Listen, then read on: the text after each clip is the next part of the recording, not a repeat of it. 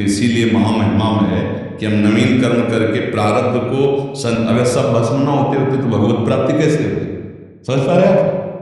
हाँ, प्रारब्ध कर्म जो है वो फल के रूप में आता है।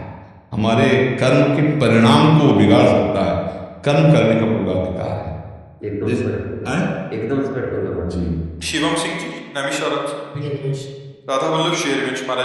महाराज जी आपने एक बार एकांतिक में कहा था, मेरा जीवन, मेरा भोजन, मेरा सब कुछ राधा नाम है। महाराज जी उसी दिन से आपके इसी वाक्य ने मेरे जीवन को बदल दिया और उसको उतारने का पूर्णतः प्रयास कर रहा हूँ। महाराज जी पिछले 1 साल से नित्य प्रति राधा नाम का लेखन 1 घंटा करता हूँ, उसी के साथ अकबाल की कथा और आपका सत्संग भी चलता रहा। महाराज जी आपके उस वाक्य ने जीवन की वास्तविकता का ज्ञान करा दिया। महाराज जी मैं अपने जीवन जो बचा हुआ है उस भाव में जीना चाहता हूँ, जिस भाव में सुखु भाई, रत्नापति, कर्मेति भाई, कर्मा भाई। महाराज जी इसके लिए मेरे को क्या दिनचर्या अपनानी चाहिए?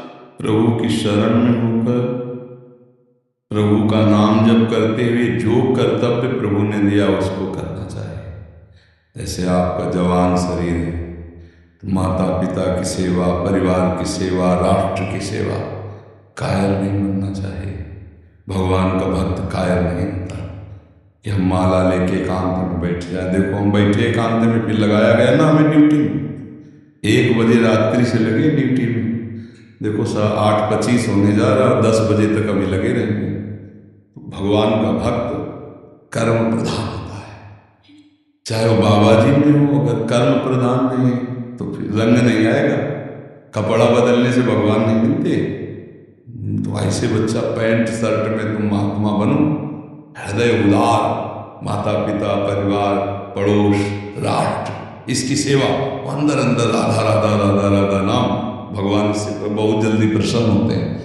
परहित सरिष धर्म नहीं भाई, अगर परोपकार की भावना की जाए तो बहुत प्रसन्न आती है भगवान को।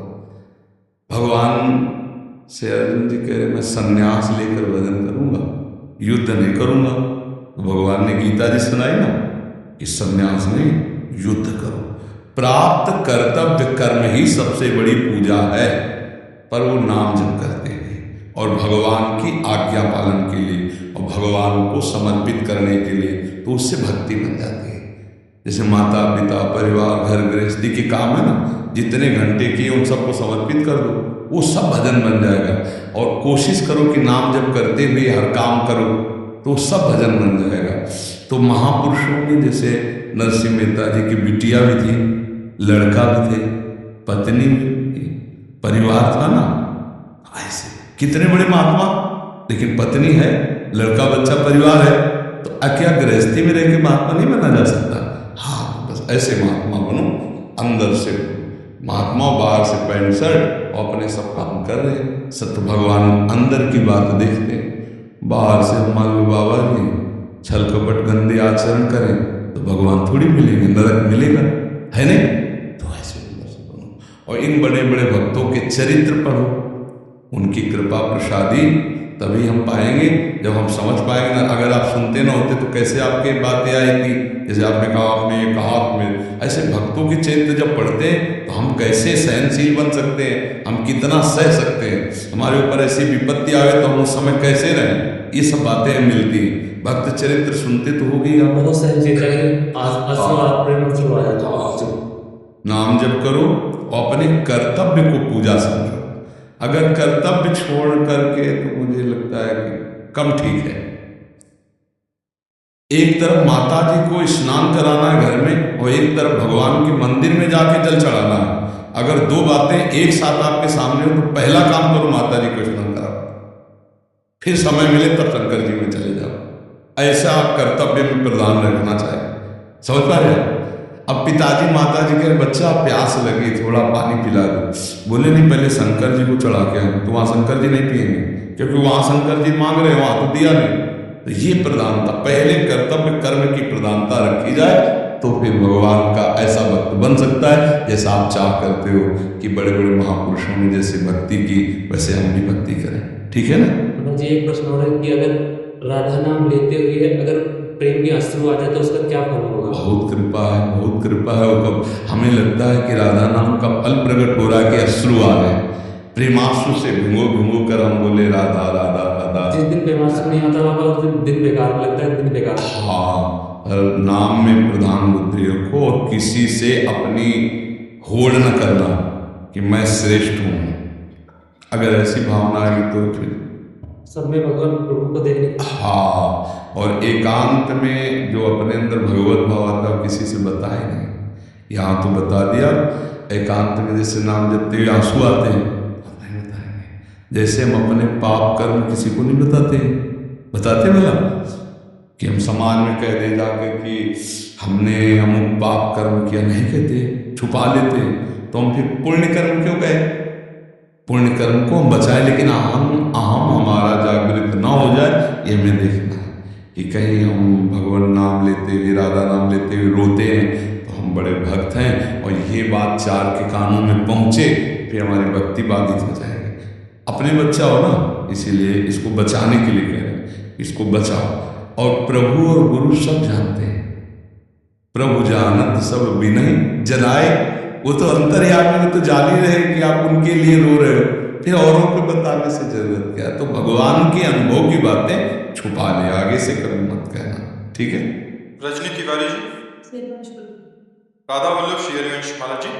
गुरुदेव, कभी कभी हम आवेशवश किसी व्यक्ति को दुखित अवस्था में गलत शब्द का उच्चारण करते हैं, जैसे कि तुम यही भोगोगे, या किसी वस्तु के लिए कि तुम तरसोगे, तो बाद में क्या हम उस वचनों को वापस ले सकते हैं? हाँ, प्रभु से प्रार्थना करनी चाहिए कि हमसे त्रुटि हो गई, हमसे अपराध बन गया, मेरे वचन झूठे हों, और प्रभु आप उनको सुख प्रदान करें, मेरे भी पुण्य उनको लग जाए, उनको कहीं कष्ट ना हो।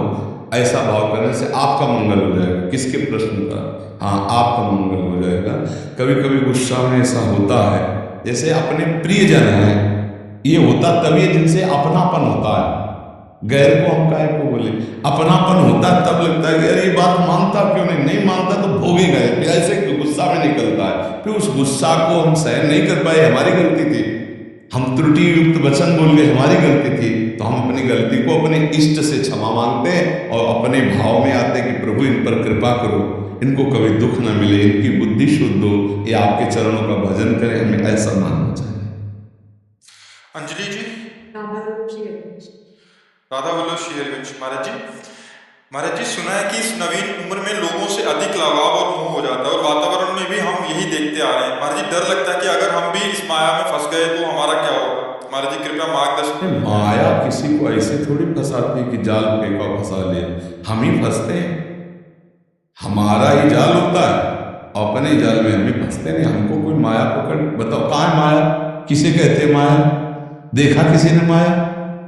सब माया ही।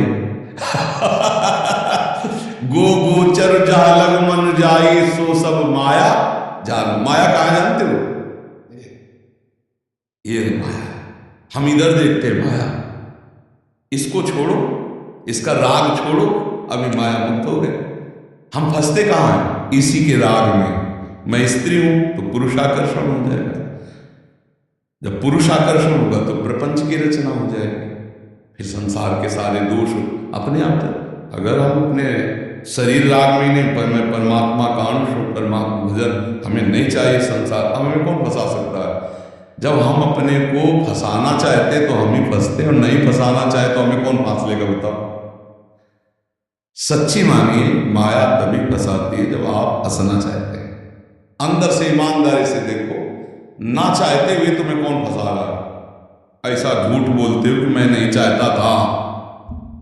अंदर सुख बुद्धि है, उसी को चाह कहते हैं, और उसी से फंसा जाता है। बोले मैं कभी किसी का स्पर्श ना करूं, ठीक, लेकिन स्पर्श में सुख मिलेगा, ये अंदर बैठा हुआ है। तो वाणी से बोलोगे लेकिन आचरण वही करोगे जो अंदर सुख बुद्धि बैठा हुआ है। ये बात